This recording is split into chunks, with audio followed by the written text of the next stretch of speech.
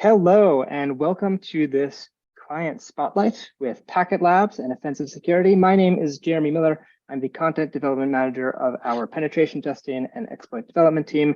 And I have Denis with me from Packetlabs. Denis, thank you so much for joining us today. Thank you for having me. Denis, before we jump in, why don't you tell me a little bit about yourself, your background in information security, and how it is that you arrived at Packetlabs?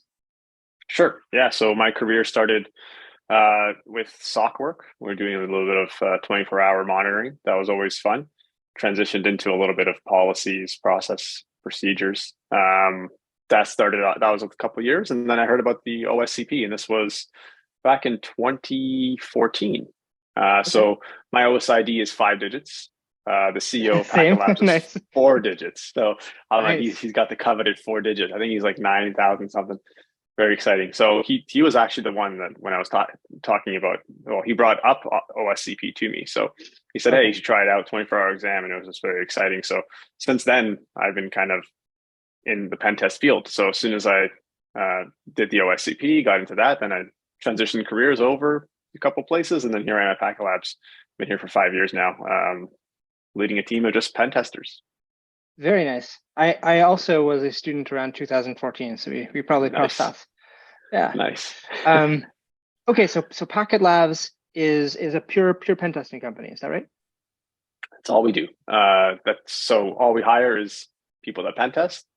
Nothing IR, no SOC stuff. Just stick to the hedgehog model. Stick to one thing, do it well. Nice. Red all the way. Yeah. Tell me a little bit about Packetlabs. What makes Packetlabs what it is? Sure. Yeah. So apart from well, I guess a big part is really the OSCP. So when it comes to the talent that we get, we always pick, all of our job postings are going to say OSCP minimums. But really what we do is we try to separate ourselves from the competition where we always just bring in the OSCPs only, make sure that we have the right talent in place to for the clients to get the most value. So it's not our goal is never to be a one and done. It's always, hey, let's make sure that we get the most value to the clients, make sure that they're just getting the best work they can possibly do. So we're offering services that appease them in every possible way, and we're always trying to look ahead to see, okay, what's the next big thing? What can we do? What can we learn about? What do we need to get training on? What does OffSec offer that could relate to it?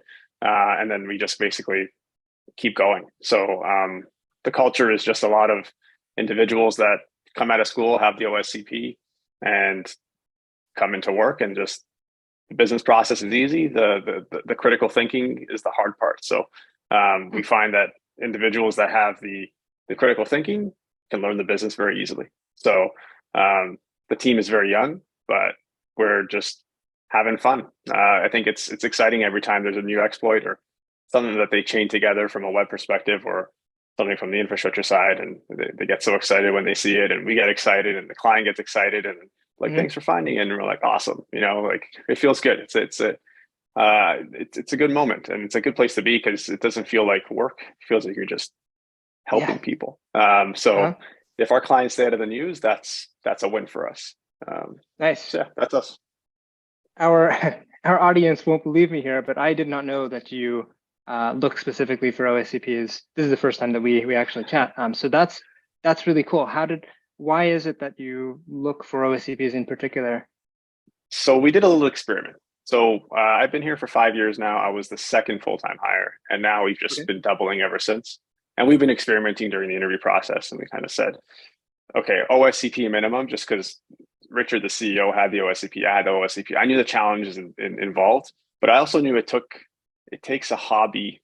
It takes a passion from a hobby. So, you might have a hobby and you're, doing hack the box or doing anything else that kind of goes through it. But when you enroll in the OSCP and you finish it, that I find is the passion piece, because a lot of individuals don't want to sit for a 24-hour exam, and not even that. It's a challenging exam. It's not just a SANS exam where you go and do a couple questions and you're CEH or whatever it is. So what we found, we did the experiment. We said, let's interview a couple people that don't have the OSCP or that are enrolled at least, so that we can see. And then we did let's do a couple that have the OSCP. And we've noticed that there was just a vast difference, like in terms of the technical abilities and just the thought process. So the way our interview process works is we don't put up a machine and say, hey, test this machine, because you might just hit one roadblock and then, does that disqualify you? I don't think you're less capable just because you don't get a machine. But anyways, our process is kind of like, look at this process, look at this image, tell us how you would get in. And then from there, as they navigate the image, we say, okay, what would you do here? How would you do this? You got stuck here, what would you do? If you see this, what would you do? And just the path to, for example, DA would be a lot easier for the ones that get the OSCP. The ones that don't kind of get stuck and then I need to Google, or I'll Google something, which is fine. But even doing the OSCP exam, there's no Googling. So that's one of the things when we hire co-ops and we enroll them into the OSCP. If you're stuck on a machine, or rather you get stuck on a machine for 5 days, then go to Google and try and find a way out, or find a solution. So we find the ones that spend the 5 days are the ones that are the most successful. So that's kind of how we went from the hiring side. Nice. Yeah, it always surprises me how hard it is to get somebody to spend 5 minutes just dealing with that feeling of discomfort and like, I don't know what to do next. Spend 5 minutes. It's your brain. I don't know what it is. Yeah. Cool. You mentioned the network side and the website. Is there one area that Packetlabs focuses on, or you kind of mix them both? Mixing both. I think it all depends on the client demand. We've been noticing that we get a lot more web, which is natural. There's a lot more web presence than infrastructure. There's always infrastructure, but there's a lot more web apps, I guess, that are extremely accessible that the clients want tested. But yeah, it's a mix of both. Yeah, we do, the web, the infrastructure, the red team, and then we also have a little bit of a in-between offering that does red team with pen test. So you kind of get value of both worlds. But yeah, a little bit of both. Okay, I always like to ask this question because everyone gives a different answer. When you say red teaming, what do you mean? How do you compare that to pen testing? Yes. Okay, I love it because sometimes people say pen test red team. You're like, okay. Yeah. So for us, the pen test is, so say you're looking at it from an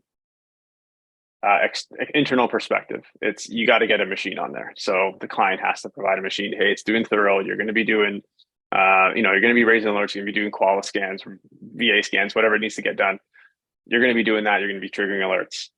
From a red team, if they want to do an assumed compromise, it's, hey, we'll plug in a box. If there needs to be NAC or not. But so say you plug in a box and you just kind of sit stealthily.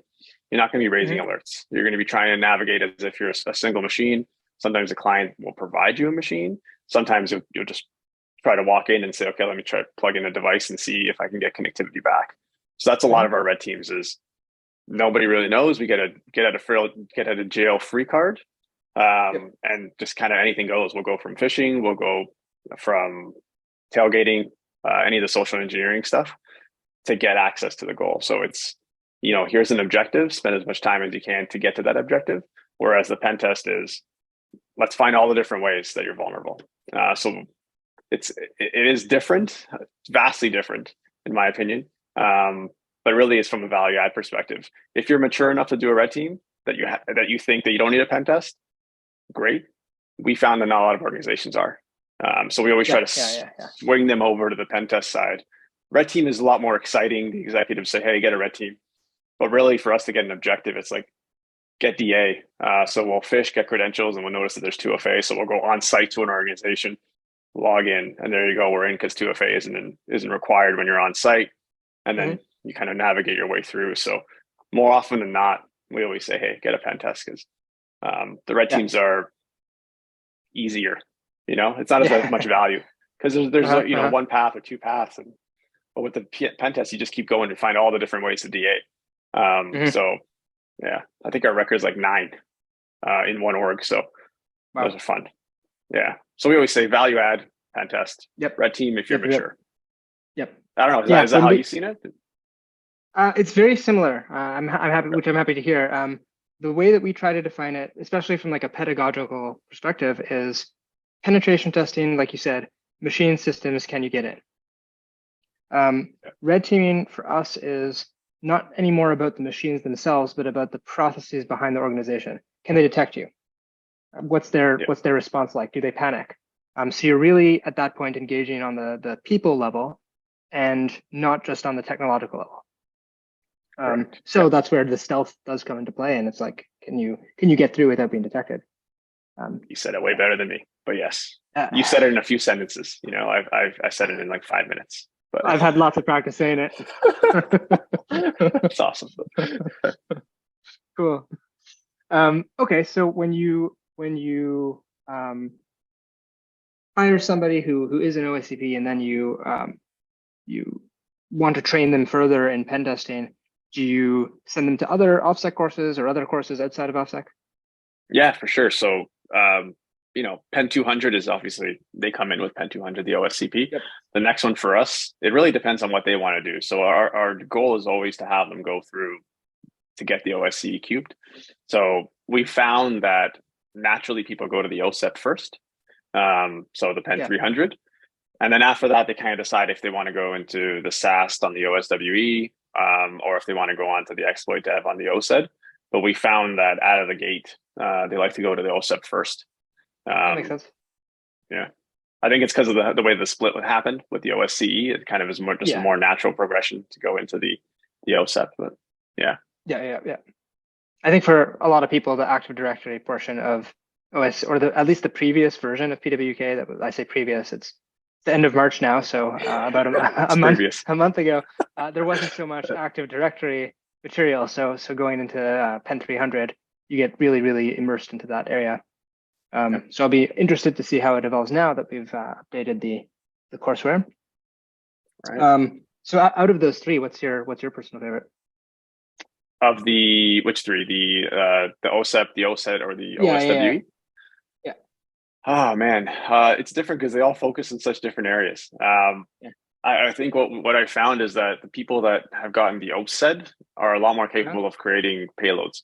It makes sense. Like you're an exploit developer, you have the skill set, you have the passion for it.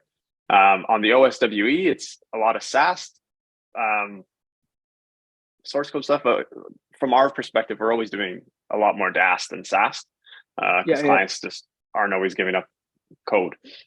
So what we found is that a lot of our employers are going kind of splitting OSED, and then after OSED, they're kind of deciding whether they want to go into other specialized fields, like do they want to go into the Mac stuff, do they want to go into cloud? What I found is the OSWE is kind of maybe just the way that the business is. We don't handcuff or anything and say, hey, don't do OSWE, but we just find that our people are just preferring the OSED over it. Myself personally, I would probably go OSED as well, just because it seems it has a cooler title. Just mainly for that reason. Yeah, it does have a cooler title. Exploit developer or web expert, it's like it doesn't have the same ring to it, so if you guys, so that's my comment. If you have a way to just make the name a lot more enticing, like web,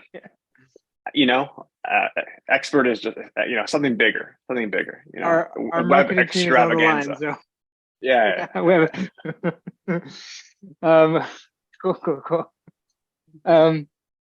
When a student goes through one of OffSec's courses, or I'm saying OffSec, but really any sort of educational material, what's the feedback they give you in terms of what works for them, what doesn't work for them, and their general sort of experience? I'd say from an OffSec perspective, it's funny because whenever they finish an OffSec course, they need an OffSec vacation. And that's literally what they call it, where they need a couple months of just, hey, I'm going to lay low for a bit, just don't introduce any new content to me. Like I need to unwind the brain. So it's usually a 3-month time where they're like, hey, I just need a break. So that tells you that it's very engaging and just challenging. So it's great. It's great to have that because that really just makes sure that the quality of the content is good if not everybody's able to get it. As terrible as that sounds, it really does separate the passion from the hobby. So that, and then really on the other side of the other courses, there aren't many that are offering a lot of outside of OffSec with a 24, 48, 72. I know some other vendors are doing like a week-long pen test or like 7 days. Burp does like 4 hours, which, okay. But yeah, I'd find that it's the happy medium, I think, with the OffSec stuff too, where you have not a lot of time, but just enough time if you know what you're doing. But yeah, I find that they're just always mentally drained. So we always like to just say, hey, take some time, relax. We do have personal training, personal development days where they can, go do some fun stuff outside of OffSec. But yeah, we find that it's about, you're getting a certificate once a year because it's very taxing for the mind. So, right. And how many hours, let's say, a week are employees getting to focus on learning? Yeah, so it's a little bit of a blend. So what we do is we actually give like personal development days depending on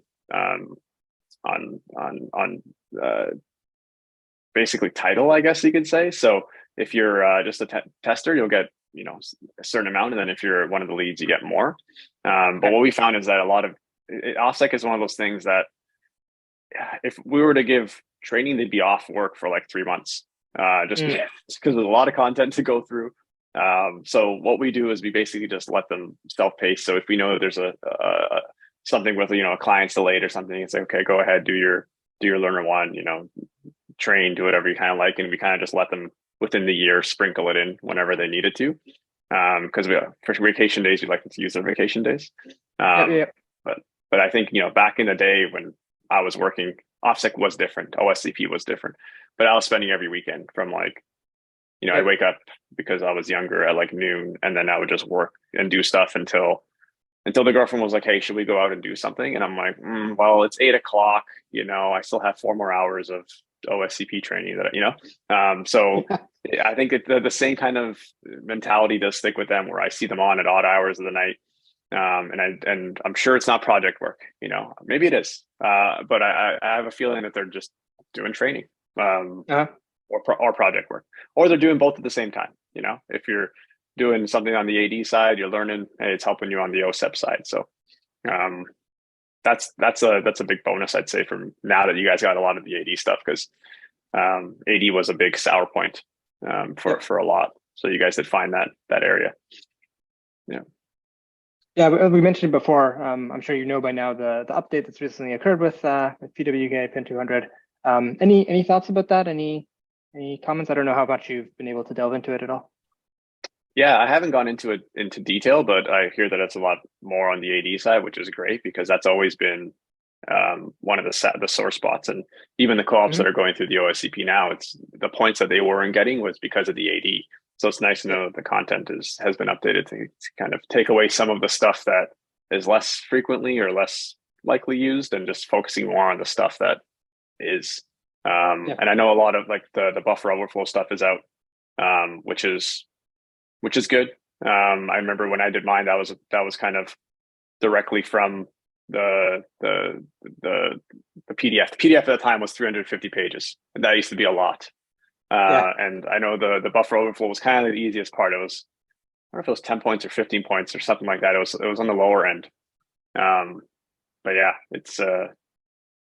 I'd say it's good. It was a good transition, and I think as the field keeps progressing into new things, I think you guys will just keep adding and changing content, especially as new terms come in, like zero trust, and how do you get around those and stuff like that. So I think that's going to be, it's exciting to see that you guys are constantly updating the content, because when it was 2014, I'm looking at the content today, I would have a difficult time. I mean, at the time, 2014 was difficult because there wasn't a lot of stuff out there. The documentation wasn't out there and stuff like that. So it was kind of relevant, kind of still, I don't want to say new, but it was newish, back in the day. I feel like an old person, but yeah, I like the way it's going, and I like that it's continuously being updated, and that's the way it should be, for sure. Because security never changes, never sleeps. So you guys shouldn't either. It really doesn't. It's incredible how fast it moves, and especially like the last 5-6 years, it's just skyrocketed. You're right about the buffer overflow. It's we have mixed feelings about it. It's very close to our hearts. Our bread and butter really was, and still is in some ways, exploit development. And so for us, it's like sad to see it go, but we think that it's the right move. Um, Speaking of adding other content, looking at other areas, what would you like to see from us in terms of new material, new modules, new courses, new things? Um, I would say, like I did say, zero trust already. I think that's a new thing right now as we're plugging into networks. We're kind of trying to figure out how to get around that. And we know that a lot of things are going into domainless, which isn't something you want to hear, given you just updated your content to be a lot of AD stuff. But having that in mind, knowing that down the line it could be 5, 10 years before this kind of becomes the norm. We've explored it. It's there's Okay. lots of technological challenges around it, but we'd love to do something there. I bet. I do want to give a shout out. I want to shout out our web team because one of the really awesome. I'm actually right now going through Web 200 myself, and Sweet. One of the things about it that I really enjoy is how the sandbox applications in there show exactly what would happen on the browser and what would happen on the client side, the victim rather. I haven't actually looked at the Web 200, so that's also on me. I should take a look at it, the content, and see how it relates.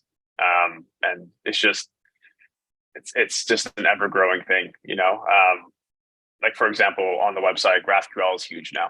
So there's content out there that everyone deploys their own GraphQL implementation differently from Facebook to other vendors. And each of those little different implementations have different exploits. So being on top of all of it, there's just so much. It's literally like its own space, So it's challenging to keep on top of. So that's why I kind of always separate the two worlds, where it's like you guys are great at the infrastructure, and then Burp is for the web. But I'm going to take a look at the Web 200 now, just because you discussed it a little bit more detail, and I haven't even considered it. So that's a dig on me. No, not at all. But based on what you said about clients giving source code or not, Web 200 is all black box. So I think it might be more useful for your particular situation. Yeah.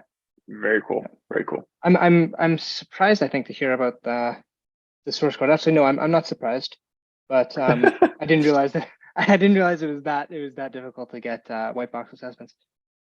Yeah, for us, it's time, and when it comes to time, the client has limited budgets, so they kind of, for compliance or for whatever reasons, they want to make sure that the DAST is covered, because from a cost perspective, the effort is definitely more when it comes to SaaS.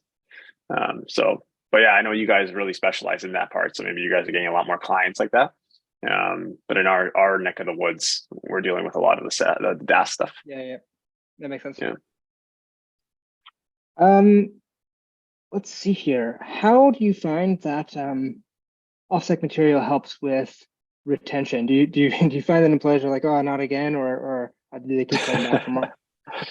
I think the ones that we hire like it, so they come back for more. And I do like that Learner One offering, because back in the day it was only 3 months, which made it a little bit more stressful. So now you have a year to look at the content.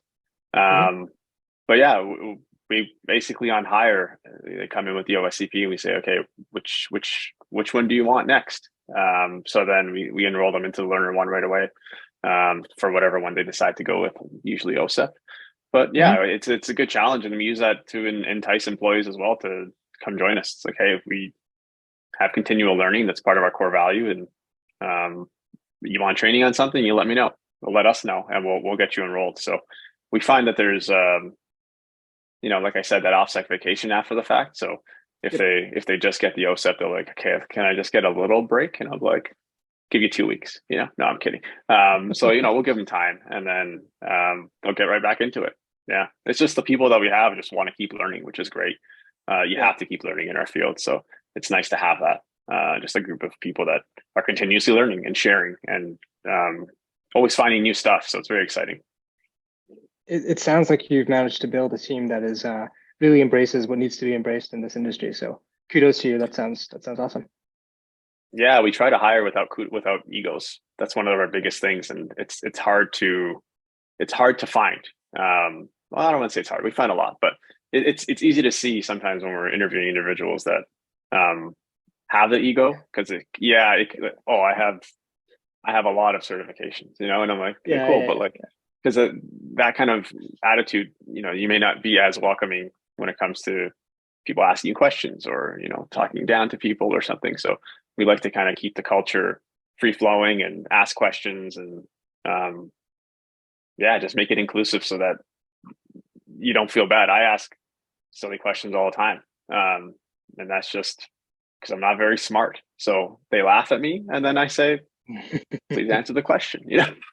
So it's a fun culture, and I think being able to do that with people that are just highly skilled and um, it's just remarkable to kind of see because these people are just next level smart. You have the OSCE cubed, like you put the time and the effort, and you're able to really like. There's no challenges that you kind of will stump you at that point. So yeah, Yeah.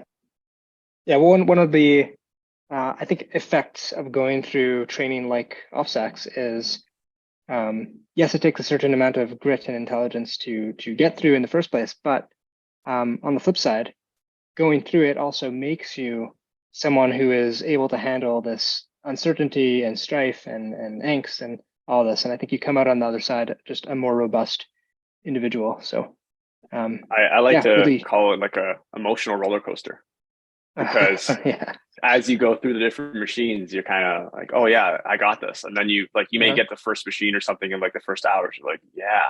And then it takes like 8 to 10 for your next one. And you're in between those 8 to 10 hours, you're like just shaking your head. You're like, I'm not cut out for this. And then you get it and you're like, oh, okay, maybe I am. Uh, That's what's exhilarating about it. yeah. So, but yeah, you're right. And you kind of, it kind of, your ego's gone by the time you finish that exam. It's hard to have an ego. So yeah, it's a good point. You said it way better Last, than I did. uh, like I said, I, That's what you do. I have practice with talking. That's what I do all day. um, last question for you. I think, have you had a chance to go through any of our defensive content? I haven't gone through it, which has been a couple of years since I've done any of that and any of the SOC stuff. Okay. So it hasn't been top of mind, but I do know that you guys have an offering where there's SOC 100, Pen 100, Mm-hmm. Web Mm-hmm. 100. We have been enrolling our PMs into those programs so they kind Oh, of get nice. up to speed on a little bit of the technical side of what they're project managing.